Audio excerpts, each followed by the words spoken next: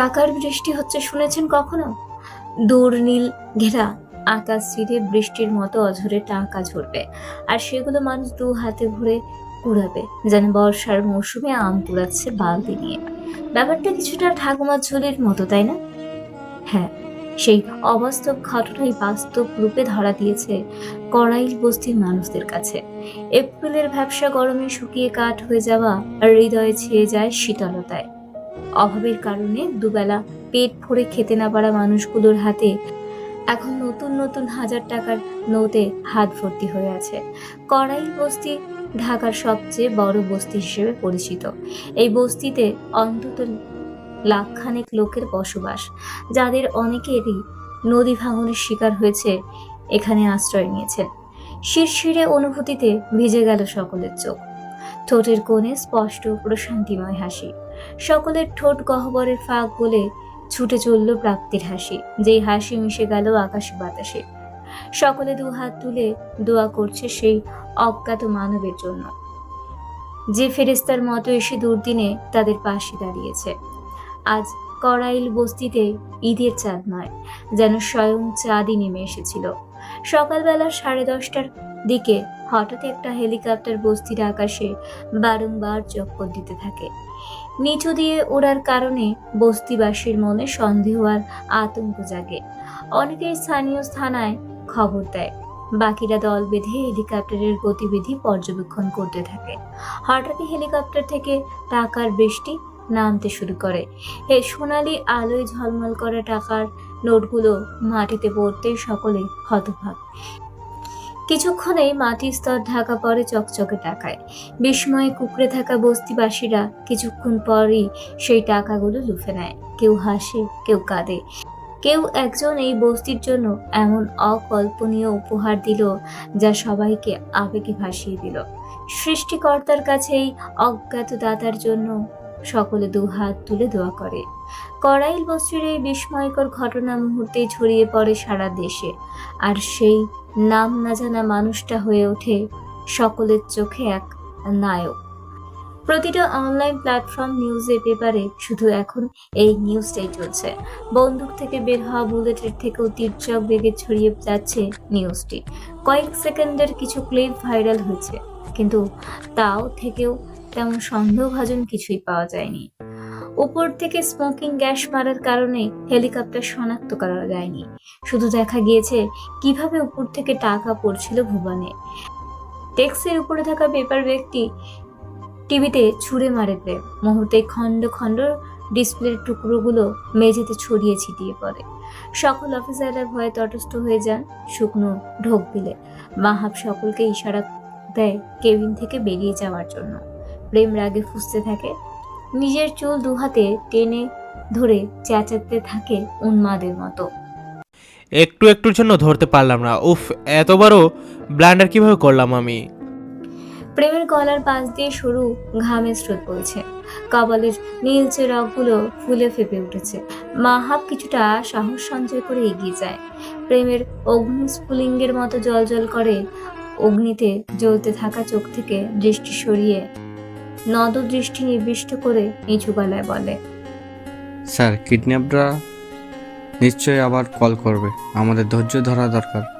ট্রেনিংয়ে আমাদের এটাই শেখানো হয়েছে। চিবুক শক্ত করে মাহাবের দিকে তাকালো প্রেম। বুক শুকিয়ে এলো মাহাবের। স্মিত স্বরে বলে, সরি স্যার। জিপ বের কর। কোথাও যাবেন স্যার? খেলার শেষ গুটি চালা এখনো বাকি আছে। রহস্যজনকভাবে সেকেন্ডেই প্রেমের চেহারায় লোবাস পরিবর্তন হয়ে যায় মুহূর্তেই।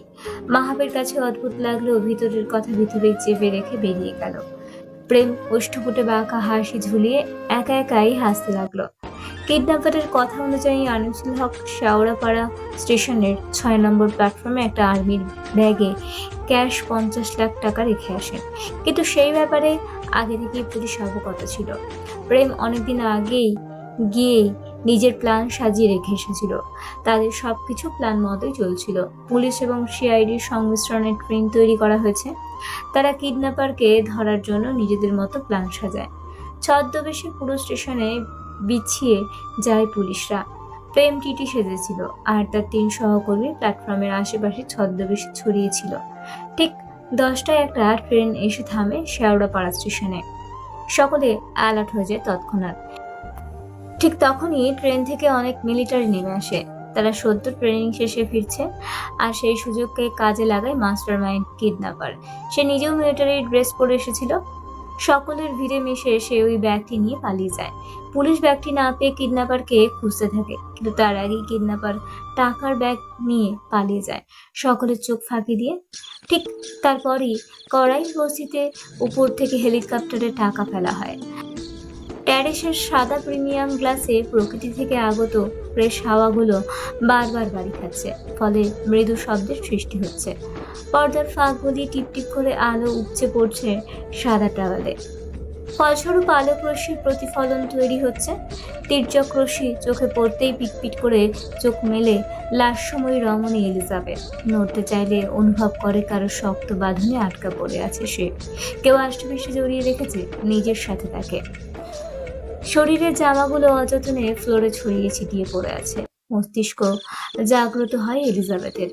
একটুও নড়াচড়া করল না, স্তব্ধ নিশ্চুপ হয়ে থাকলো কিছুক্ষণ। শুধু চোখের কার্নিশ পেয়ে উষ্ণ তরল বেয়ে পড়ছে। এলিজাবেথ কাল রাতেও পারেনি নিজেকে বাঁচাতে, হারিয়েছে নিজের নারী সম্পদ আবারও। শ্রাবণের ধারার স্রোতে টইটুম্বর হয়ে আঁখি যুগল ঘোলাটে হয়ে আসে।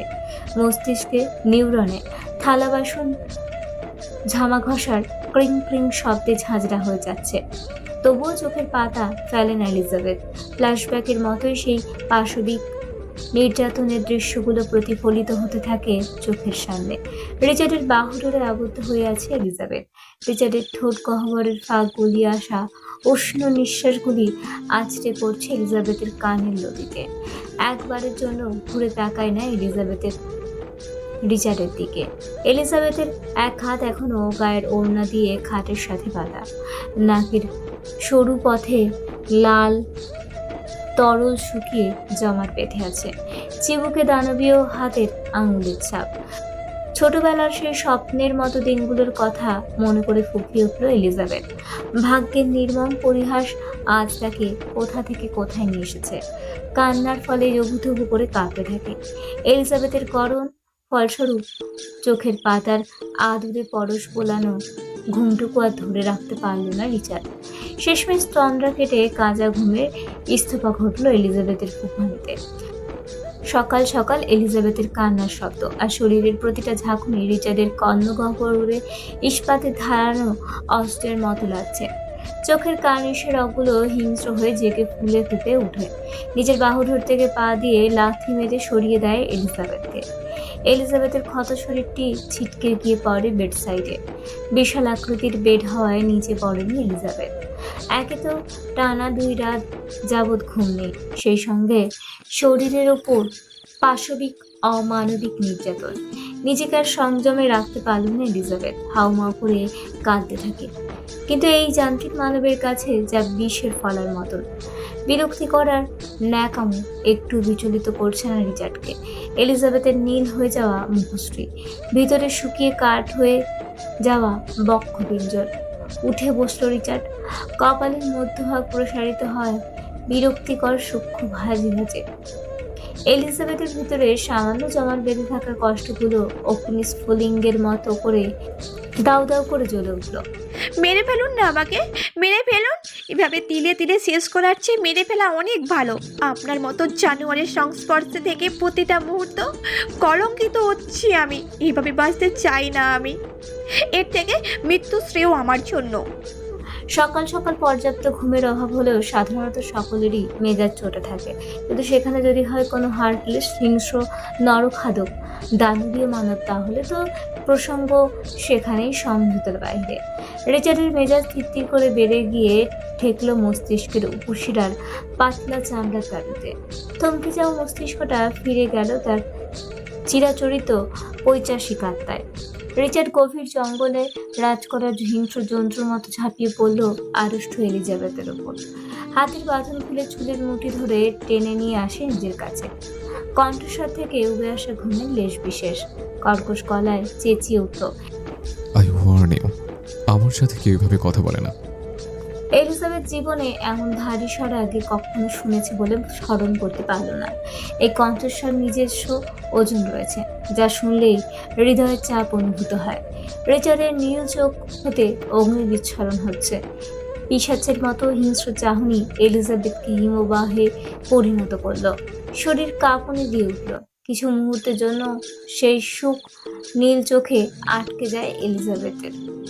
ঠাউর করে উঠতে পারে না, এত মায়া আষ্টে পৃষ্ঠে জড়িয়ে থাকা চোখগুলো কিভাবে অন্যের চোখের পানি দেখেও নিজেকে ধরে রাখতে পারে।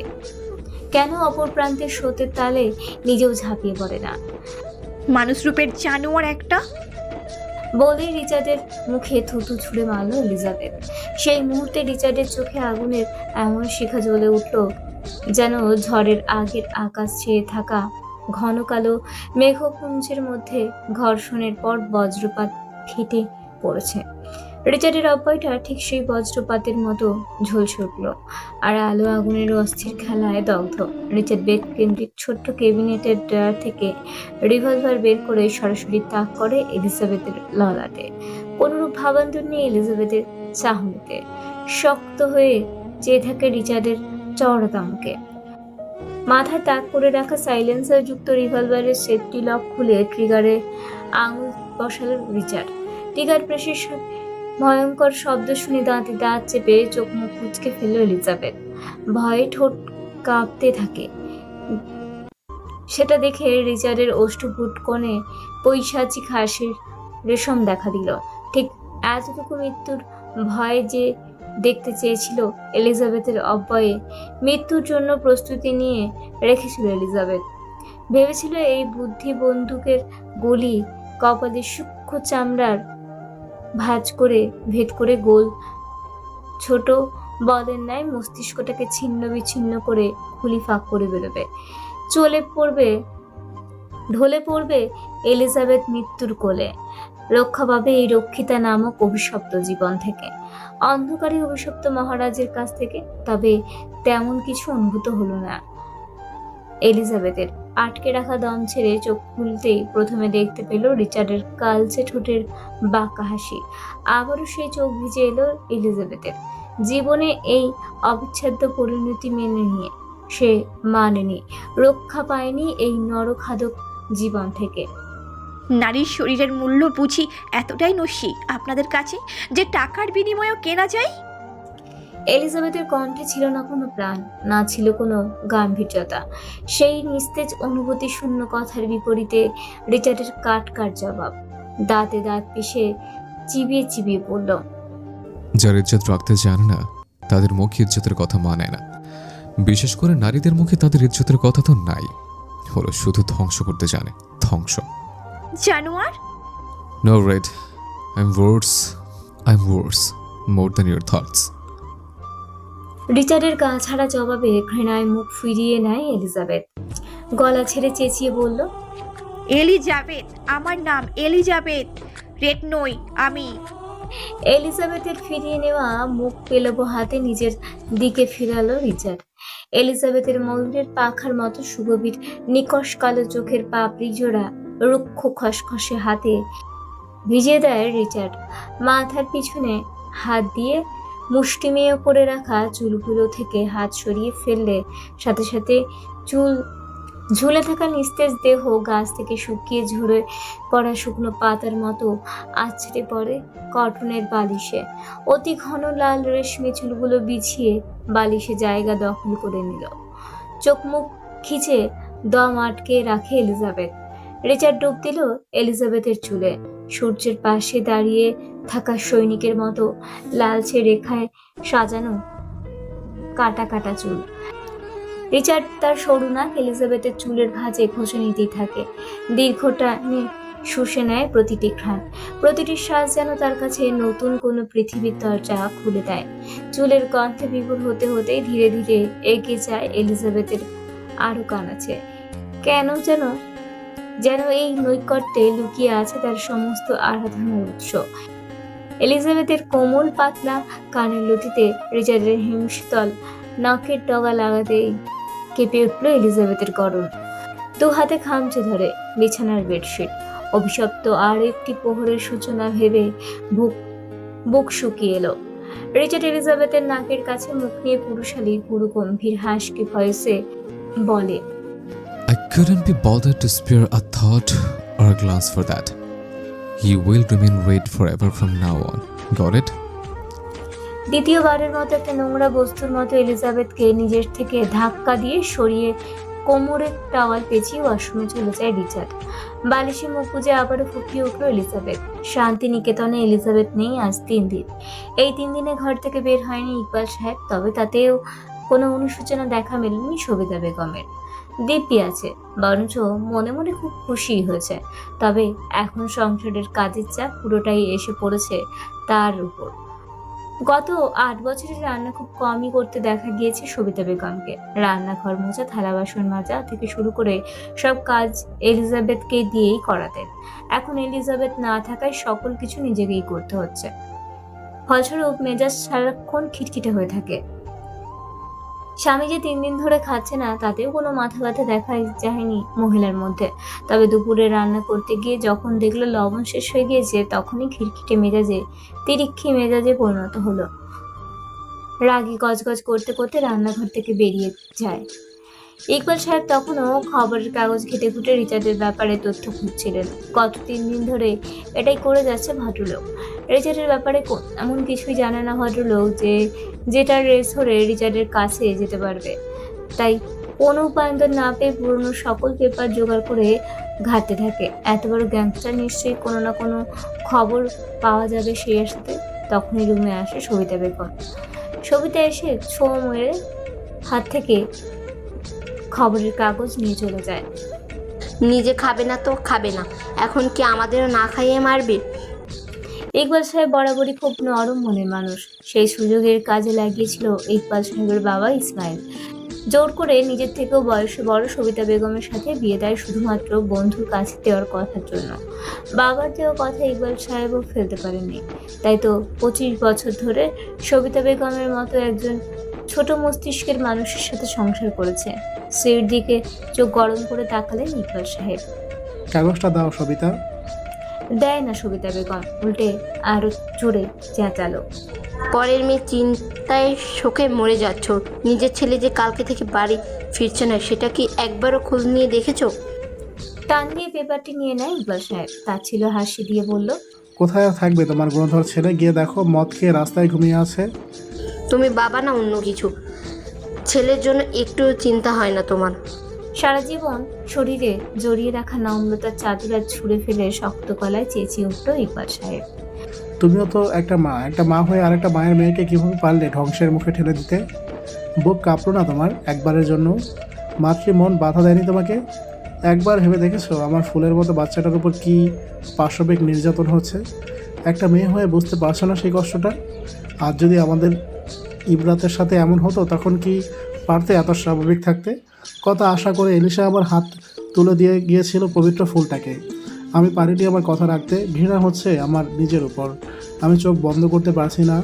চোখ বন্ধ করলে এলিজাবেথের সেই করুণ চাহনি ভেসে ওঠে চোখের সামনে। ঘৃণা করি আমি তোমাদের, ঘৃণা। চোখের জল মুছতে মুছতে ঘর থেকে বেরিয়ে গেল ইকবাল সাহেব। সবিতা বেগম স্তব্ধতায় জমে যায়। চোখের পলক পড়ছে না, এখনো এক দৃষ্টিতে সামনে তাকিয়ে আছে। পর্দার আড়াল থেকে ইবরাত বেরিয়ে আসে।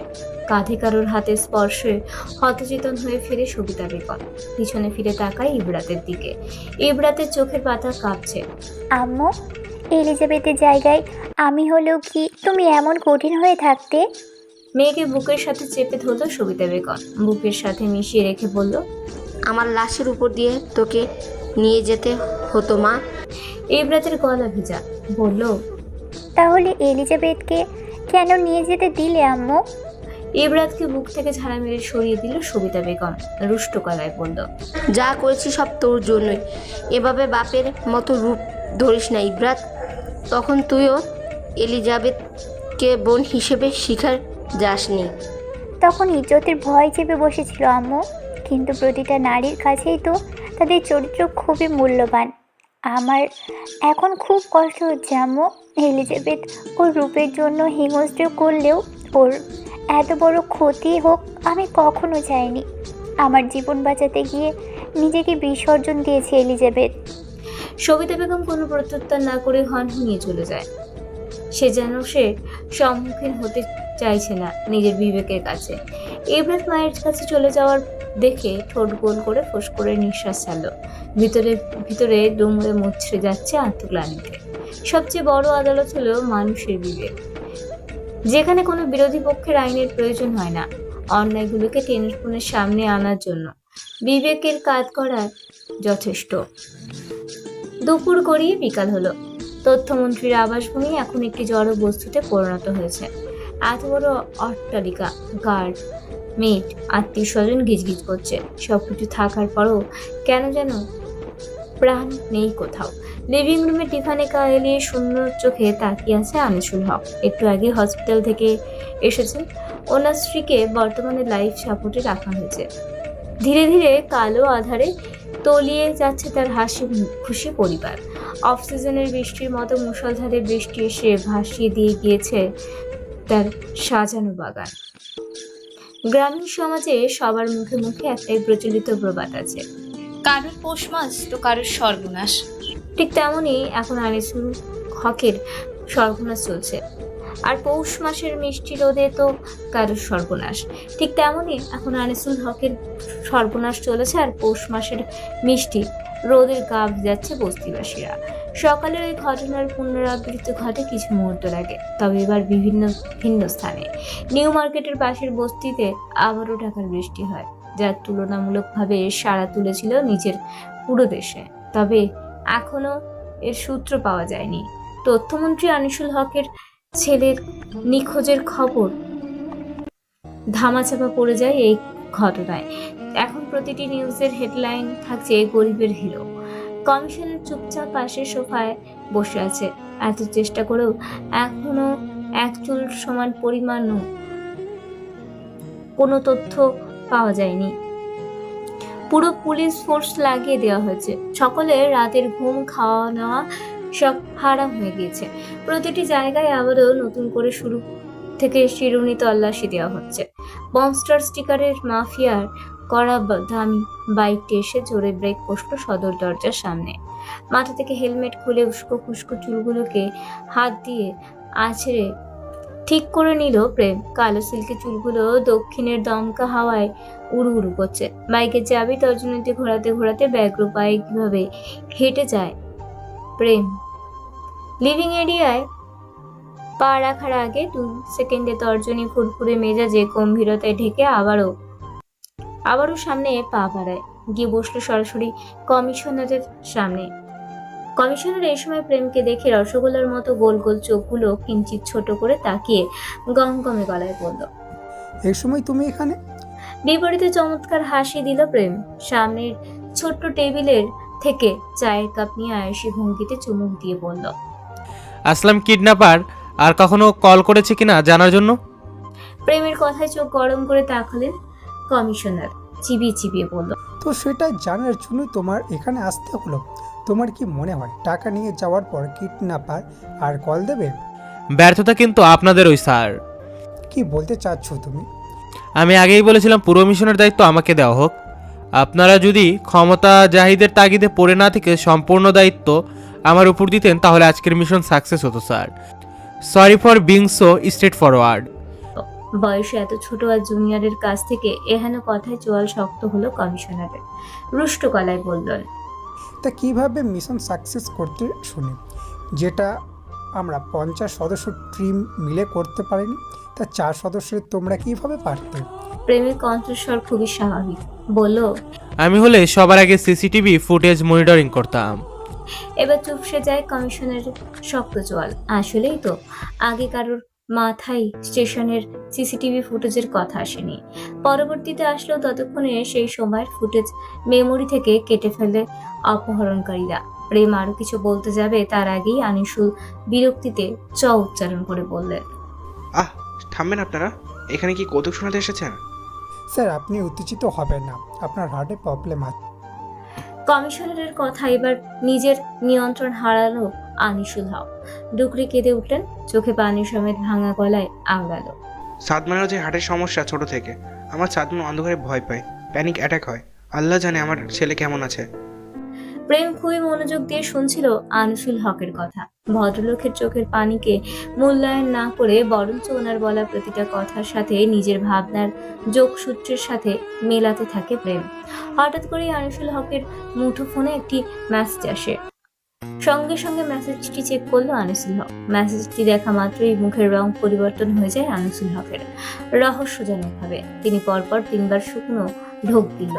পরেক্ষণের সাথে থাকা ফোন পাঞ্জাবির পকেটে ঢুকিয়ে রাখে, যেন কিছুই হয়নি। তার দিকে উৎসুক হয়ে তাকিয়ে থাকা প্রেম আর কমিশনারের দিকে তাকিয়ে ফেক হাম তুলে গমগম গলায় পড়ল, আপনারা এখন আসতে পারেন, আমি একটু ঘুমাবো, বিশ্রামের প্রয়োজন আমার।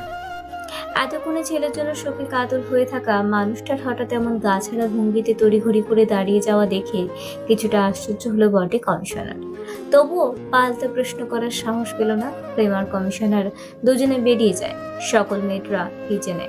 রিচার্ড নিচে নামলেই কেউই সামনে আসে না। কড়াকড়িভাবে নিষেধাজ্ঞা দেওয়া আছে এই ব্যাপারে। রিচার্ড, ন্যাশো, লুকাস মাত্রই বেসমেন্ট থেকে লিভিং এরিয়া এসে বসলো। বাগান বাড়ির মাটির নিচে তৈরি করা হয়েছে রিচার্ডের গোপন আস্তানা। কিচেন থেকে উকিঝুঁকি দেয় অল্প বয়সী মেয়ে নিশি। রিচার্ড আর ন্যাশোকে দেখছে। একটু পরপর চোখে মুখে একরাশ বিস্ময়তা। কিশোরী নিশির কাছে মনে হয় সে বিদেশে আছে এবং কোনো এক বিদেশি বাড়িতে কাজ করে। যতবারই এলিজাবেথ রিচার্ড, ন্যাশো, লুকাসকে দেখে ততবারই এ কথা মনে হয়। সুযোগ পেলেই নিশি এলিজাবেথের ঘরের আশেপাশে গিয়ে ঘুরঘুর করে এলিজাবেথের কণ্ঠস্বর শোনার জন্য। তার মধ্যে খুব একটা আগ্রহ জানার। এত সুন্দর মেয়ের কণ্ঠস্বর কেমন, কিন্তু এখনো পর্যন্ত এলিজাবেথের নিঃশ্বাসের শব্দও শুনতে পায়নি সে। এলিজাবেথের কাছে যাওয়া সকলের নিষেধ, শুধু রেশমা ব্যতীত। সেদিনের পর থেকে রেশমার সাথেও আর কথা বলেনি এলিজাবেথ। রিচার্ডকে এই 2 দিনের দিন নিয়ে দ্বিতীয়বারের মতো দেখলো নিশি। ওর নজর বেশি যায় রিচার্ডের নীল চোখ আর ন্যাশোর অতি ফর্সা মুখে। লুকাসের দিকে তাকালেই ভয় করে তার দানবীয় শরীর দেখে, তাই সবসময় লুকাসের হতে দৃষ্টি সরিয়ে রাখে নিশি। রেশমা খেয়াল করে নিশিকে, চোখ রাঙিয়ে দিয়ে তাকায় নিশির দিকে। মরতে চাও? টেবিলের উপর অস্ত্রগুলো দেখেছ? নিয়ে যায় নিশি চুপসানো গলায় বলে, আমার কি দোষ? এরা কত সুন্দর, আমার তো শুধু দেখতে ইচ্ছে করে। আমার মনে হয় আমি জান্নাতে আছি। এত সুন্দর মানুষ আমি এর আগে কখনো দেখিনি। রেশমা ডিশওয়াশ করতে করতে জবাব দিল, কতগুলো কাঠ যে হাতে কি নিয়ে ঘুরছে নিশ্চয়ই দেখেছ। ওরা জান্নাম দেখিয়ে দেবে। আমি তো শুধু ওদের 3 জনকেই দেখি। কত সুন্দর! আল্লাহ, না না, 2 জন, ম্যাডাম আর স্যার। ওইটারে সাদা বিদেশি বিলাইয়ের মতো লাগে। আমাদের স্যার কি সুন্দর, কত লম্বা, একদম হিরোদের মতো। লজ্জাকর ভঙ্গিতে মুখ ঢেকে ফেলল নিশি। চোখে মুখে খুশি উপচে পড়ছে। তপ্ত শ্বাস ফেলে রেশমা কাজ করতে করতে মনে মনে আওড়ালো, সব সৌন্দর্য হয় না, কিছু সৌন্দর্য অভিশাপ। যেমন আগুনের শিখা, যা একদিকে আলো দেয়, অন্যদিকে সবকিছু ফুরিয়ে ছাই করে। সৌন্দর্যের মুখোশের আড়ালে কখনো লুকিয়ে থাকে বিষাক্ত বিষাদ, যা ছুঁয়ে জীবন হয়ে ওঠে অন্ধকারের গভীর এক অতল। অ্যাস্ট্রে ভর্তি হয়ে যায় সিগারেটের অবহেলিত ডগার অংশে। সিগারেটের বিষাক্ত ধোঁয়ায় লিভিং এরিয়া স্পেশমত্ত। কোনো সাধারণ মানুষ এখানে থাকলে মুহূর্তেই তার দম আটকে যাবে। টেবিলের ওপর সারি সারি করে সাজানো মদের বোতল, পোলমস রেকটিফিকোভানি ভডকা, বিশ্বের সবচেয়ে শক্তিশালী মদ। এটি সংশোধন করা পলিস্পিরিট, যা সাধারণত হোম ডিস্টিলাররা তাদের নিজস্ব স্বাদযুক্ত ভোডকা তৈরি করতে ব্যবহার করে। এটি সরাসরি পান করে যায়। তবে যেহেতু এটি কার্যত বিশুদ্ধ অ্যালকোহল, এটিতে একটি শক্তিশালী কিক রয়েছে, তাই এটি সাধারণত সুপারিশ করা হয় না পানি ছাড়া খাওয়ার জন্য। কিন্তু রিচার্ড, ন্যাশো, লুকাস অবিলম্বে খেয়ে যাচ্ছে পানি ছাড়াই। রিচার্ডের হাতে হুইস্কির গ্লাস, মৃদ্ধাঙ্গুলি তর্জনী আর মধ্যমা দিয়ে চেপে একটু পরপর কাল চেটে ঠোঁটের ফাঁক দিয়ে টেনে নিচ্ছে ভিতরে বিষাক্ত পদার্থ। সেই সাথে তাদের পরবর্তী কিলিং মিশন নিয়ে আলোচনা করছে। ন্যাশো আর লুকাসের হাতে মার্টিনির গ্লাসের সরু নলের মতো অংশ 2 আঙুলের ভিতরে চেপে ধরে দাঁড়িয়ে নাড়িয়ে খাচ্ছে, আর রিচার্ডের দেওয়া দিক নির্দেশনাগুলো মনোযোগ দিয়ে শুনে যাচ্ছে। টেবিলের উপর রাখা বিভিন্ন ধরনের মেশিন গান, মাফিয়া ও গ্যাংস্টারদের সমাজে প্রচলিত 34টি বিশেষ শটগান এবং তৎকালীন টমি গান রয়েছে, যা তারা তাদের মিশনে ব্যবহার করে থাকে।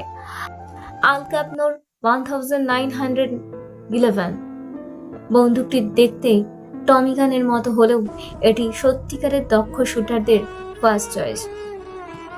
এটি সুইটহার্ট M1911 নিলামে $1 মিলিয়ন বেশি দামে বিক্রি হয় প্রতিটি ব্যক্তির জন্য, যার মূল্য $18 বিলিয়ন হয়।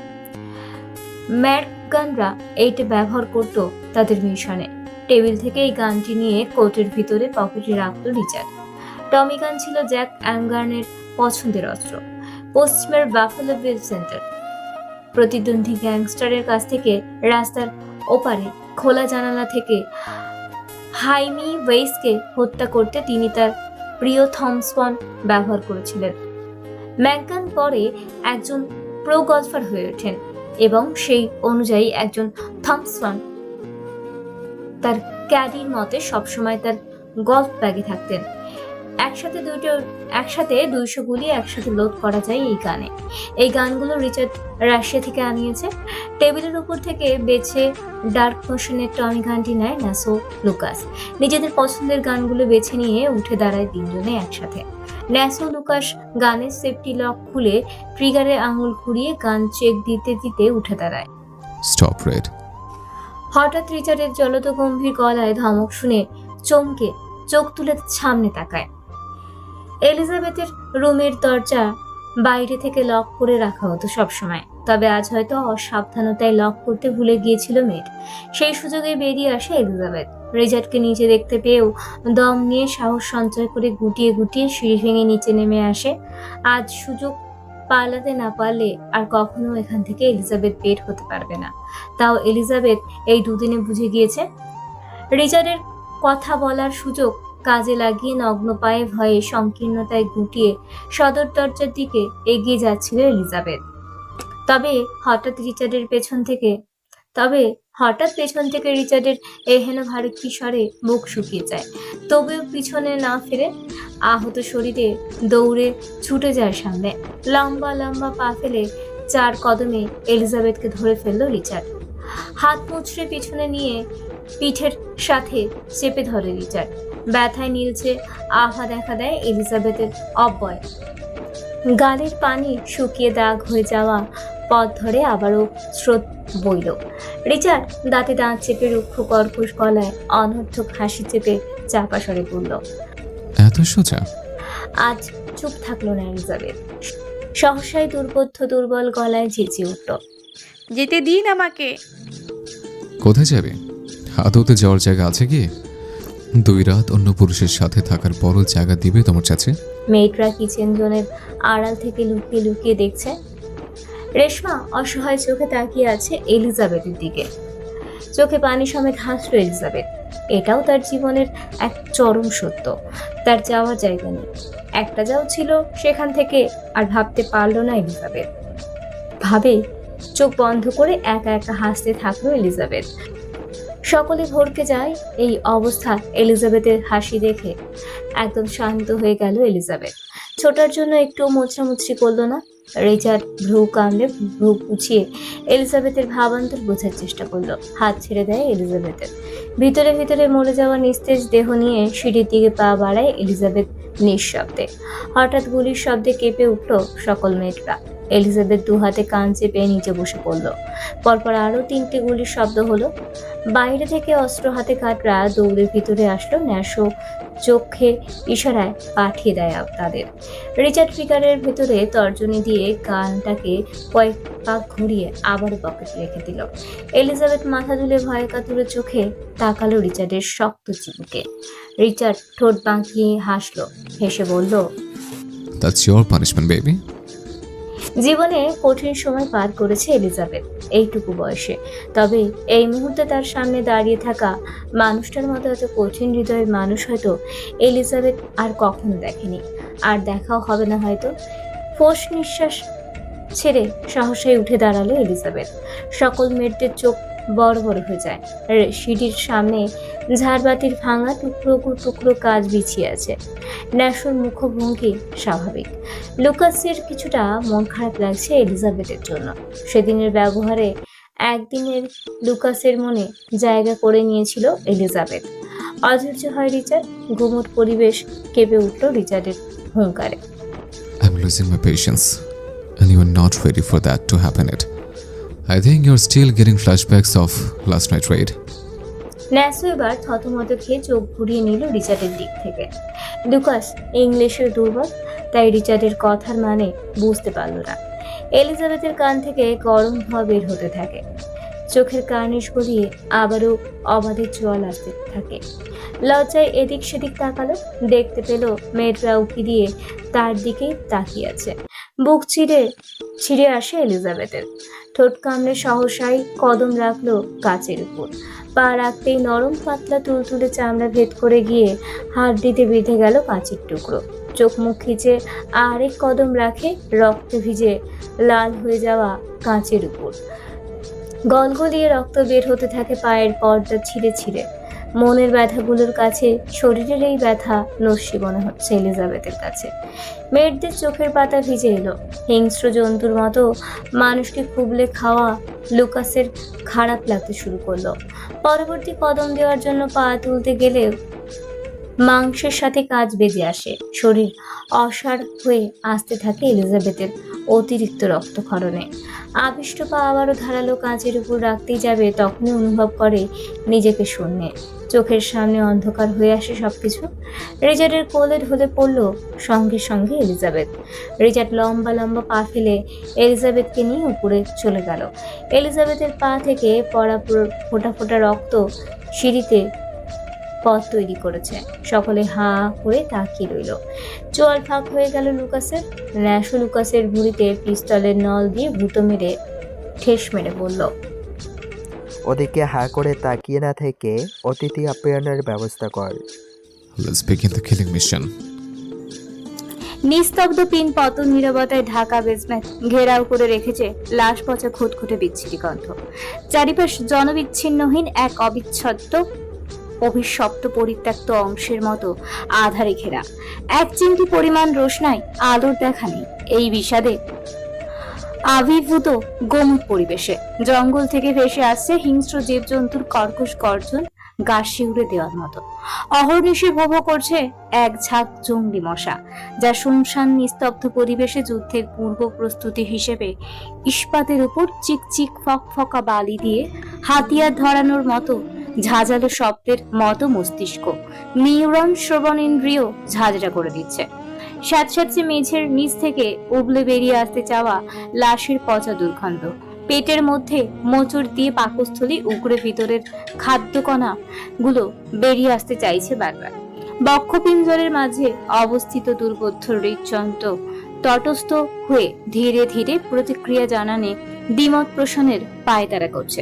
নিস্তব্ধতা আস্তরণে বন্দি পড়ে যাওয়া বেজমেন্টে শুধু কর্ণপাত হচ্ছে শক্ত টাইলের উপর পড়া টপ টপ পানির শব্দ, যা গড়িয়ে লুটোপুটি খাচ্ছে উড়ু হতে পায়ের পাতা নিচ দেহাংশে।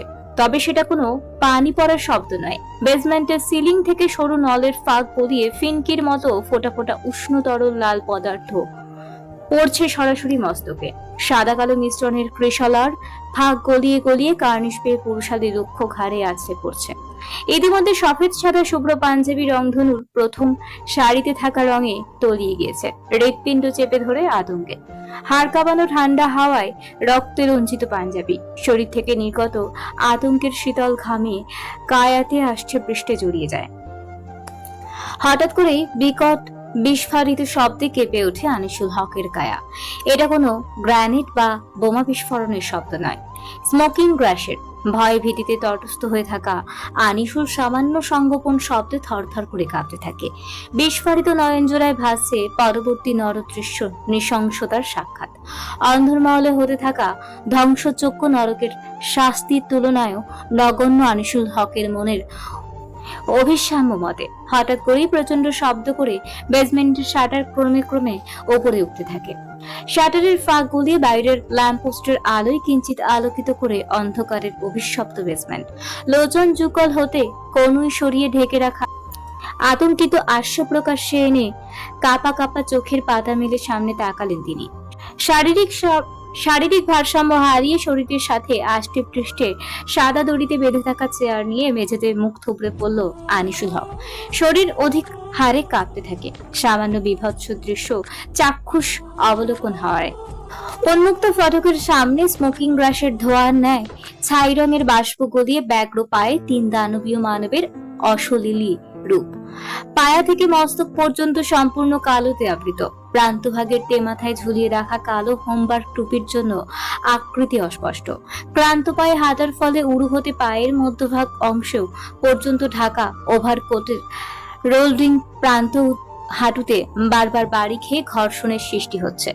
নিকশ কালো রঙের ওভারকোটে শক্তপোক্ত বলিষ্ঠ লম্বা চওড়া দেহের অধিকারী 3 মানবকে আধো অন্ধকারে যমদূতের মতো লাগছে। মাঝখানে ছোট্ট শটগান নিয়ে তেড়ে আসছে অভিশাপ বিষাদের রাজা। তার 2 পাশে সিপাহী হিসেবে 2 বাহাদুর, রক্ষক হিসেবে আছে বিশাল আকৃতির মরণশীল অস্ত্র নিয়ে। রাশিয়ান মার্কেটে এই কালো ওভারকোটগুলো হান্টিং কোট নামে পরিচিত। 1920 এডিশনের হার্লিং উইনিং স্টাইলের মাফিয়া শো একই সাথে ওভারকোটের মেটাল বাটনের চকচকে সাদৃশ্য অংশ দেখা যাচ্ছে শুধু কালো 3 মূর্তি মানবের অবছয়ায়। সম্পূর্ণ কালোতে তলিয়ে থাকার কারণে 3 যান্ত্রিক মানবকে মিশরীয় মমির মতো লাগছে। তাছাড়া ভিন্ন কিছু না। ধীরে ধীরে সুস্পষ্ট হয় ছায়াগুলো। হঠাৎ করে মেঝেতে লুটিয়ে জগথপু হয়ে কাঁদতে থাকা আনিসুল হকের মাথার উপর বহু পুরাতন লাল বাতি জ্বলে উঠল। গোল খাঁচার মতো ঝুলে থাকা খাঁচার ভিতর থেকে রোশনাই আলো আসছে। ফলস্বরূপ স্পষ্ট আন্দাজ করা যায় ঠিক আনিসুলের অভিব্যক্তি কতটা বিভৎস, আকুতভয়ী হৃৎপিণ্ড দেহখানা কতটা আতঙ্কগ্রস্ত। আলোর নিচে আসলো 3 জন। ঠোঁটের আগায় জড়ো হওয়া রহস্যের ঘন খাতা ঝুলিয়ে আনিসুল চোখের পাতার কাঁপুনি বন্ধ হয়। কিছু মুহূর্ত ক্রোধে মটমট করতে থাকা ধারালো একটি চোয়াল এবং তার দুপাশে ঢালের মতো দাঁড়িয়ে থাকা অত্যন্ত স্বাভাবিক অভিব্যক্তির চোয়ালগুলোর পানে চেয়ে থেকেও শুরু থেকে শেষ হিসেব পর্যন্ত মিলিয়েও ঠাওর করতে পারল না আনিসুল হক। এরা কে ক্ষতি করেছে এদের, যার ফলস্বরূপ আজ এখানে এত ষড়যন্ত্র, এত অযাচিত ক্ষুব্ধতায়। আনিসুল হকের হিসেবের মতে তিনি ওদের কোনো ক্ষতি করেনি এই জীবনে। গলায় দলা পাকিয়ে থাকা কুণ্ডলীগুলো শক্ত ঢোক গিলে পিষে ভিতরে ঠেলে বিষাদ রাজ্যের রাজার সুগভীর নিকষ নীল চোখ হতে অগ্নিশিখা বিচ্ছরিত হওয়া মানবের দিকে তাকিয়ে গতিহারা হৃৎস্পন্দন তোয়াক্কা না করেই দুর্বল গলায় ঝাঁঝালো গলায় চেঁচালেন, আমার ছেলে কোথায়? আর আমাকে ভাই এখানে আটকে রেখেছেন কেন? টাকা পাওয়ার পর আর কি চাই? হাঁটু ভেঙে পড়ে থাকা আনিসুল হকের মুখের সামনে শটান দাঁড়িয়ে আছে রিচার্ড। হিংস্রতার প্রভাবে বিড়বিড়িয়ে ওঠে ওর পৈশাচিক আত্মার সাইকো মস্তিষ্ক। জীবন তটস্থ জীর্ণ শীর্ণ হয়ে থাকা আনিসুল হকের অহর্নিশে পৌঁছায় না রিচার্ডের পুরো গম্ভীর কণ্ঠস্বর। সহসাই তেজ দেখিয়ে আবারও বলল, কে? রুক্ষ কর্কশ গলায় অনর্থক হাসি চেপে চাপা স্বরে আওড়ালো রিচার্ড কায়নাত। রিচার্ড কায়নাত, তোর জীবন। চোখ জলজল করে উঠল আনিসুল হকের। গলার তেজ যেন নিমিষেই গায়ে হয়ে তিরিক্ষে মেজাজ সংকীর্ণতায় ঢাকা পড়ে গেল। খই হারিয়ে তড়িঘড়ি করে বললেন, আমার ছেলে কোথায়? আমার ছেলে? হে বয়েস, let's enjoy the movie. Richard বলার সাথে সাথে অট্ট হাসিতে ফেটে উঠল ন্যাশো লুকাস। তাদের দানবীয় শরীর তত্তরিয়ে কাঁপতে থাকে হাসির তালে তালে। ন্যাশো পেলব 2 হাতে তালু একসাথে করে শব্দ তুলতেই অন্ধকার হতে নীল তীর সূচক আলো এসে পড়ল দেওয়ালে। স্ক্রিন ভেসে উঠল দেওয়ালের মাঝে। হঠাৎ করেই স্ক্রিনে একটা ভিডিও প্লে হতেই অভিব্যক্তি পরিবর্তন হয়ে গেল আনিসুল হকের। স্ক্রিনে প্লে হতে থাকা ভিডিও ক্লিপের প্রতিটি সেকেন্ড তীরের ফলার মতো যন্ত্রণাদায়ক আনিসুল হকের কাছে, যা সোজা গিয়ে বিচ্ছে তার বৃক্ষপটে। অনবরত চেঁচাতে থাকলেন, আমার ছেলেকে কফিন থেকে বের করুন, ও মারা যাবে, নিঃশ্বাস নিতে কষ্ট হচ্ছে ওর। সাদমানের আঙুলের কাটা অংশ লক্ষ্য না করেই কফিনের মধ্যে দেখা মাত্র অস্থির হয়ে উঠল আনিসুল হক। আধার থেকে আসা নীল তীর সূচক আলোক রশ্মি আবারও আধারেই বিলীন হয়ে যায়। অঝরেই চেঁচাতে থাকলেন আনিসুল হক। প্রাণপ্রিয় ছেলের এই করুণ দশা কোনোভাবেই মেনে নিতে পারছেন না কোনো পিতার পক্ষে সম্ভব তো না মেনে নেওয়া। আমার ছেলেকে ছেড়ে দাও, তোমাদের যা লাগবে তাই আমি দিব, সব নিয়ে যাও, তা আমার ছেলেকে কিছু করো না। পৈশাচিক হাসির ঝলকানির দেখা মিলে রিচার্ডের ঠোঁটে। আনিসুল হকের চুলের ভাঁজে ঢুকিয়ে দিল ড্রাগনের ট্যাটু খচিত হাতটি। ব্যথায় কুকড়িয়ে উঠে আনিসুল হক। চুল গোড়া থেকে আলগা হয়ে আসে, তাও ছাড়ে না রিচার্ড। আনিসুল হকের গোঙানির সাথে শোনা যায় রিচার্ডের শক্ত চিবুকে দাঁতে দাঁত পিষার কর্কশ শব্দ। চুল শক্ত করে টেনে ধরে আনিসুল হকের মাথা, কিছুটা উপরে তুলল রিচার্ড। শক্ত হাত মুষ্টিবদ্ধ করে রাখার ফলে হাতের গৌরবর্ণের শিরা উপশিরাগুলো স্পষ্ট দৃশ্যমান হয়ে ওঠে।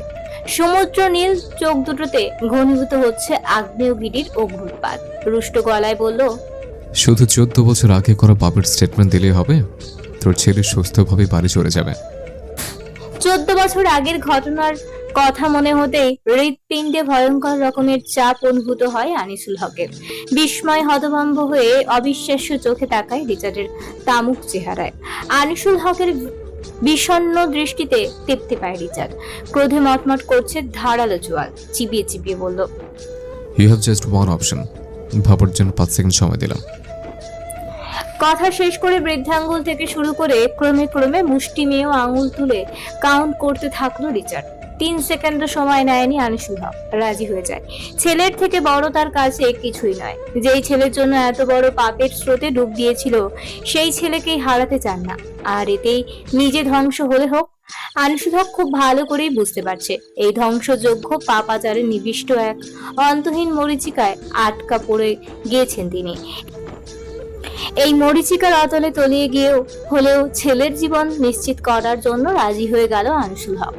পুনরাবৃত্তি হলো 14 বছর আগে ঘটে যাওয়া এক লোমহর্ষক ঘটনা। আমি রাজি। থেমে সরাসরি রিচার্ডের তীক্ষ্ণ গুরুগম্ভীর অগ্নিস্ফুলিঙ্গের ন্যায় জ্বলন্ত অব্যয়ে তাকিয়ে থমথমে গলায় বলল, কি গ্যারান্টি আছে সত্যি বলার পর আমাকে ছেড়ে দেবে? রিচার্ড কায়নাত মানুষের জাতের মধ্যে না পড়লেও এক কথার মানুষ। রিচার্ডের বিলম্বহীন কাট জবাব। তপ্ত শ্বাস ফেলল আনিসুল হক। মাত্র 2 মিনিটের মধ্যে বেসমেন্টে পরিবেশ পাল্টিয়ে ফেলে লুকাস। আনিসুল হককে ধরে কাঠের চেয়ারে বসায়, দড়ি দিয়ে বাঁধা রক্তাক্ত শরীর সাদা চাদরে ঢেকে দেয়।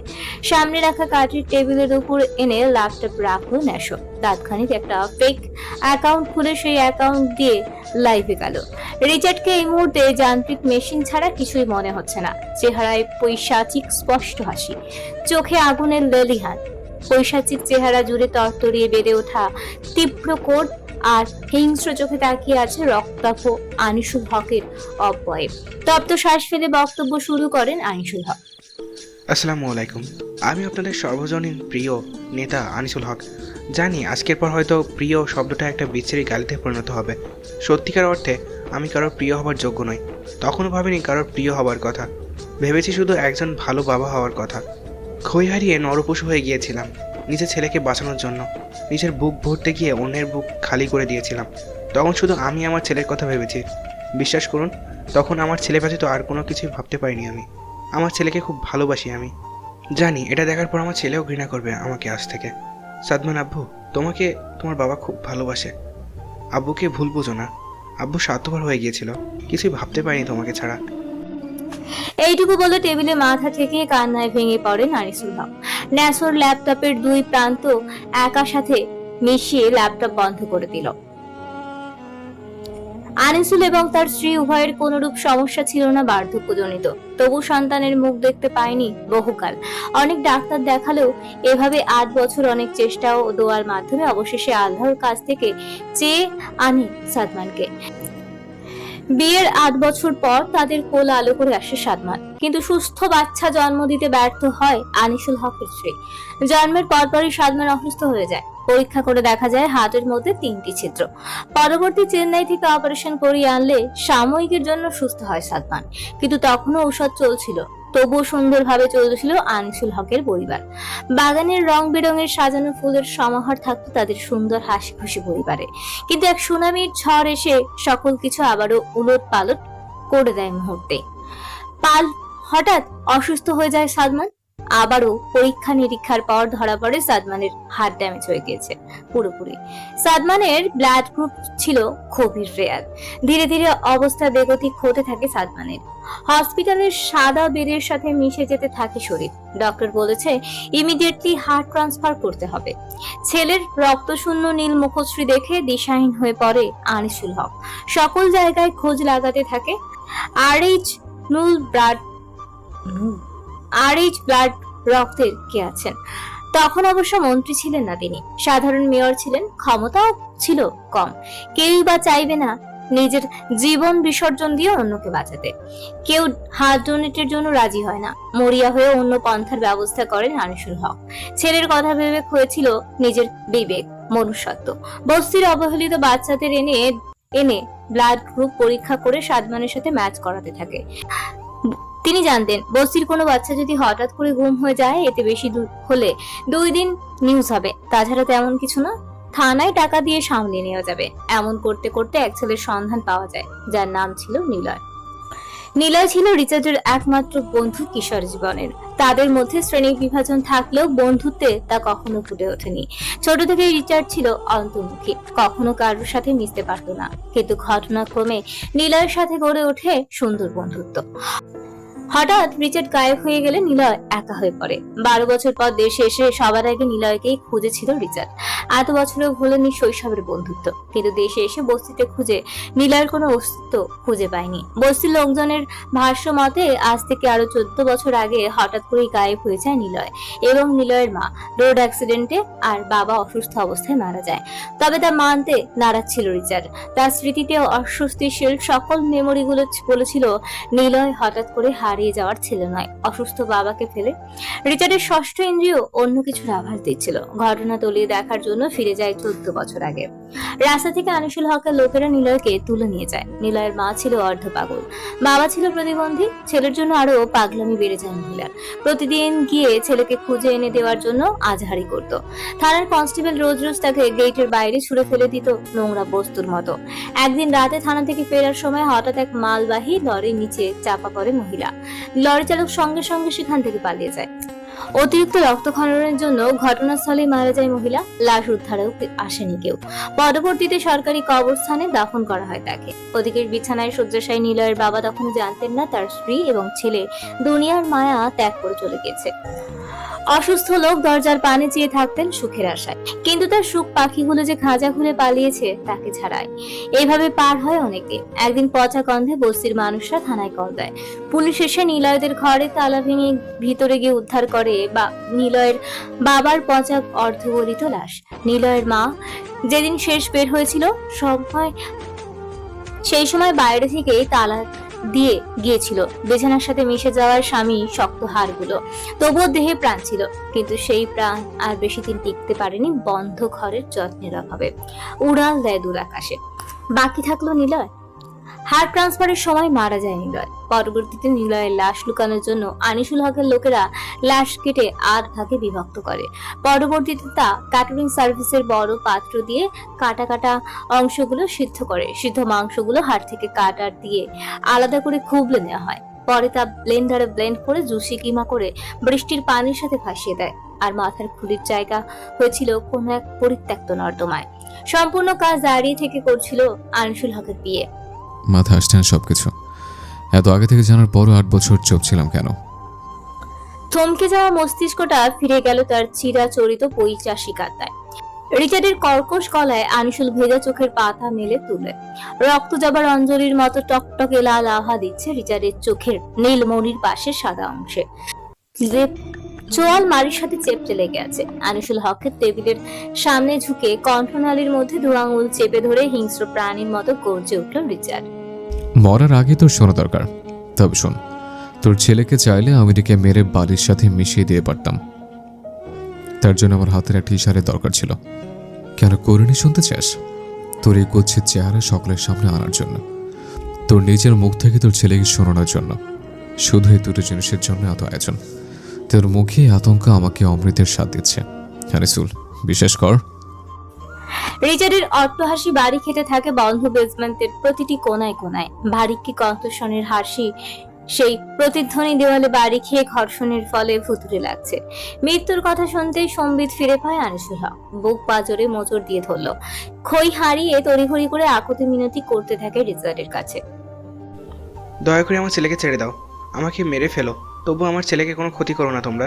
ও এই ব্যাপারে কিছু জানতো না, আজকের পর ওর সামনে মুখ দেখাতে পারবো না আমি। তার চেয়ে বরং মেরে ফেলো আমাকে, তবু আমার ছেলেকে কিছু করো না। হ্যাঁ, ছেড়ে দিব তো তোর ছেলেকে, ওকে দিয়ে আমার আর কাজ নেই। থেমে এক পৈশাচিক রহস্যময় হাসি দিয়ে বলল, বিশ্বাস কর আনিসুল, তোকে একটুও কষ্ট দিয়ে মারবো না আমি। ট্রাস্ট মি, একটুও না। রিচার্ডের কথা শেষ হবার সাথে সাথে পিছন থেকে লুকাস প্লাস্টিকের পলি দিয়ে মুখ চেপে ধরলো আনিসুল হকের। সাদা বলের জন্য চোখের সামনে সকল কিছু ঘোলাটে হয়ে আসে। হাত পা ছড়িয়ে ছটফট করতে থাকে আনিসুল হক। গলা থেকে মস্তক সম্পূর্ণ পানি দখলে, ফলস্বরূপ শ্বাস নিতে এবং ফেলতে পারছে না। ন্যাশো শরীরের বাঁধন খুঁজতে থাকে। রিচার্ড ঠোঁটের কোণে বক্র হাসি ঝুলিয়ে ঝাড়ারের দিকে এগোয়।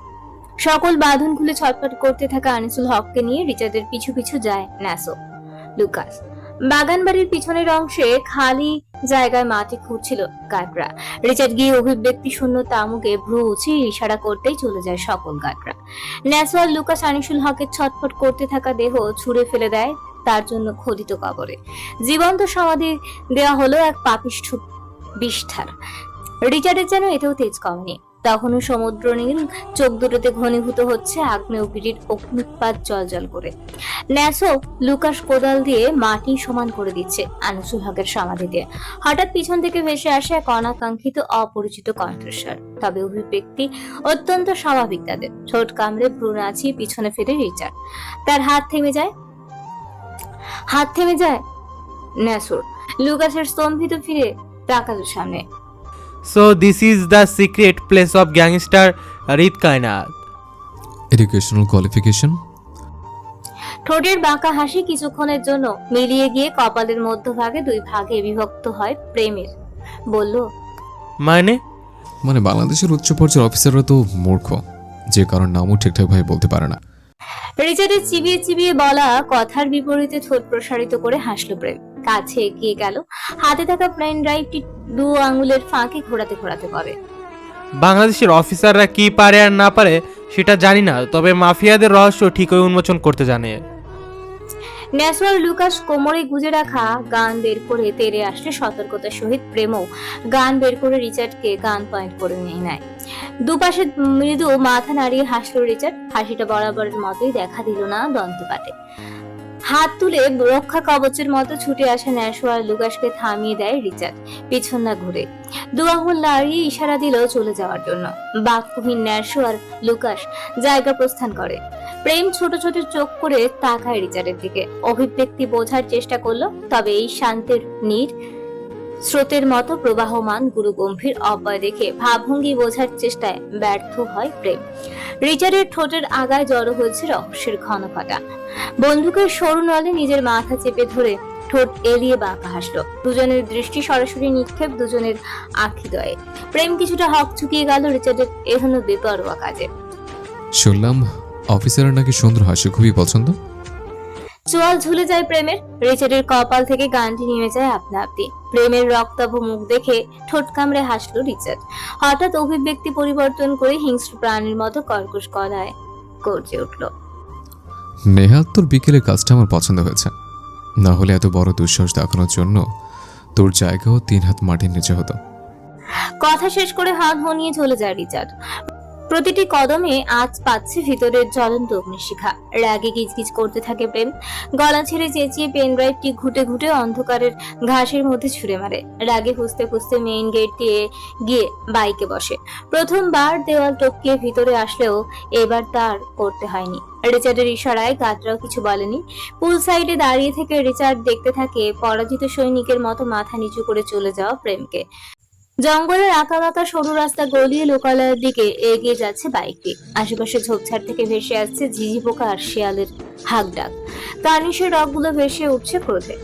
রিচার্ডের সাথে আনিসুল হকের কোনো যোগসূত্র না পেয়ে সাদমান হিস্ট্রি ঘাঁটতে শুরু করেছিল প্রেম। ঘাঁটতে ঘাঁটতে বেরিয়ে আসে 14 বছর আগে হওয়া সাদমানের ওপেন হার্ট সার্জারির ব্যাপারটা। হসপিটাল থেকে সাদমানের সকল রিপোর্ট সংগ্রহ করে প্রেম শুধুমাত্র সন্দেহের বসে। তবে সেই সন্দেহ ক্লুতে পরিণত হয় যখন হাত ডোনেট করা ব্যক্তির কোনো রকম ইনফরমেশন পাওয়া যায় না রিপোর্টে। সন্দেহ আরো গাঢ় হয় প্রেমের যখন একটু তলিয়ে দেখতে পায় ঠিক সেই সময় বস্তির একটা ছেলেও নিখোঁজ হয়েছিল। পুরনো নিউজ ঘেটে এগুলো বের করে প্রেম। ঘটনা আরো তলিয়ে দেখলে বেরিয়ে আসে রিচার্ডের বাসার পাশে অবস্থিত ছিল সেই বস্তি এবং দুজনে একসাথে পাশের একটা কিন্ডার গার্ডেনে পড়তো। 2 4 মিলিয়ে নেয় প্রেম। তার ষষ্ঠ ইন্দ্রিয় বার্তা দিচ্ছিল আনিসুল হকের কাছে আবার কল আসবে। সেই জন্যই অযাচিত ভাবে আনিসুল হকের বাসভবনে গিয়েছিল প্রেম। তখন কমিশনারের সাথে বেরিয়ে গেলেও বাসার পিছনে গেটে লুকিয়ে অপেক্ষা করছিল প্রেম। তার ধারণা ঠিক হয় আনিসুল হক কোনো গার্ড বা ড্রাইভার ছাড়া একাই কোথাও যাওয়ার উদ্দেশ্যে পিছনের গেট দিয়ে লুকিয়ে বের হয়। তখনই আনিসুল হকের পিছু করতে করতে রিচার্ডের বাগান বাড়িতে পৌঁছায় প্রেম। রিচার্ডের বলা শেষ কথা বিকেলের কাজ। দ্বিতীয়বারের মতো টাকার বৃষ্টি ফলনের পিছনের মাস্টার মাইন্ড ছিল প্রেম নিজে। সকালের প্ল্যাটফর্মে আসল টাকা ভর্তি ব্যাগ সরিয়ে সুকৌশলে নকল টাকা রেখে দিয়েছিল প্রেম। আগে থেকেই ধারণা ছিল এত সহজে রিচার্ডকে ধরতে পারবে না তারা, কিন্তু নকল টাকা পাওয়ার পর রিচার্ডের কোনো প্রতিক্রিয়া না দেখে সন্দেহ আরো গাঢ়তা পায়।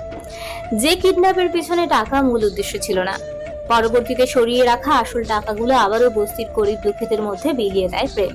সে নিজেও অনাথ আশ্রমে বেড়ে উঠেছে। অভাবের তাড়না কি জানে সে, কিন্তু এখনো এটা রহস্য ভেদ করতে পারল না। নকল টাকা পাওয়ার পর কেন নিজের এতগুলো আসল টাকা গরিবদের মধ্যে বিলিয়ে দিল, তাও আবার রিচার্ডের মতো একজন হার্টলেস নরখাদক মানব। ভাবনার মাঝেই লোকালয়ে এসে পড়ে প্রেম। লোকালয়ে আসতেই ঢাকা শহরের সেই বিরক্তিকর জ্যামে ফেসে যায় সে। এমনিতেই মেজাজ ক্ষিপ্ত, তার উপর আরো এত লম্বা জ্যামে রাগে কটমট করতে থাকে প্রেমের চোয়াল। হঠাৎ অহর্নিশে আসে এক রমণীর খিলখিলে হাসির রিনঝিনে শব্দ। সেদিন ঘাড় ঘুরিয়ে তাকায় প্রেম। দেখতে পায় ফুটপাতের পাশে এক ফুচকার দোকানে কিছু মেয়ে একসাথে ফুচকা খাচ্ছে। ওদের মধ্যে একটা মেয়ে খিলখিলিয়ে হাসছে। প্রতিটা হাসির পরতে পরতে উদীয়মান হয় গালের মধ্যভাগের ছোট সৌন্দর্যের গর্ত। প্রেমের ঠোঁটের কোণে ফুটে উঠল এক পৈশাচিক রহস্যময় হাসি। গায়ের ওভারকোট খুলে এক হাতে ঝুলিয়ে লম্বা লম্বা কদম ফেলে উপরে যাচ্ছে রিচার্ড। বেডরুমের সামনে যেতেই কপালে সূক্ষ্ম ভাঁজের দেখা মিলে। সব মেয়েরা দরজায় উকিঝুঁকি দিচ্ছে। সকলের মুখ চুপসে আছে, উদ্বিগ্নতার মৃত ভয়ে জর্জরিত। রিচার্ডকে দেখতে পেয়ে সকলের গা শিউরে ওঠে, থরথর করে কাঁপতে থাকে। দরজা থেকে সরে দাঁড়ায় সবাই। রিচার্ড মেয়েদের দিকে না তাকিয়ে চোয়াল শক্ত করে ভিতরে যায়। রুমে পা রাখতেই হাত থেকে ওভারকোট নিচে পড়ে গেল। থেমে গেল রিচার্ডের পা। হঠাৎ পুলিশ শব্দে নিচ থেকে ন্যাশো লুকাস দৌড়ে ওপরে আসে। দরজার সামনে আসতেই শুকনো ঢোক দিল দুজনে। দুজন মেয়ে রক্তাক্ত অবস্থায় নিচে পড়ে আছে। আরেকজন দরজার আড়ালে দুহাতে কান চেপে ফুপিয়ে ফুপিয়ে কান্না করছে। এই নৃশংস অপ্রীতিকর দৃশ্যের সম্মুখীন হয়ে রেশমা এলিজাবেথের হাত শক্ত করে ধরে নিজের সাথে মিশিয়ে রেখেছে। চোখ গোল গোল হয়ে যায় লুকাসের এলিজাবেথের হাত থেকে। ন্যাশো ঘাবড়ে গিয়ে তাকায় রিচার্ডের অনুভূতি শূন্য চওড়া দামকে। এক দৃষ্টিতে চেয়ে আছে। রিচার্ড এলিজাবেথের উপশিরার উপরে পাতলা চামড়ার অংশ ফাঁক গলিয়ে আগত তাজা উষ্ণ তরলে অযাচিত ক্ষুদ্ধতায় এক হাত শক্ত করে মুষ্টিবদ্ধ করে রেখেছে রিচার্ড। ন্যাশো তড়িঘড়ি করে বলল, আমি এক্ষুনি ডক্টর আনার ব্যবস্থা করছি বস। রিচার্ডের শূন্য দৃষ্টিতে জমে রয়েছে ক্রোধের পাহাড়। শক্ত চোয়ালে কটমুটিয়ে বলল, না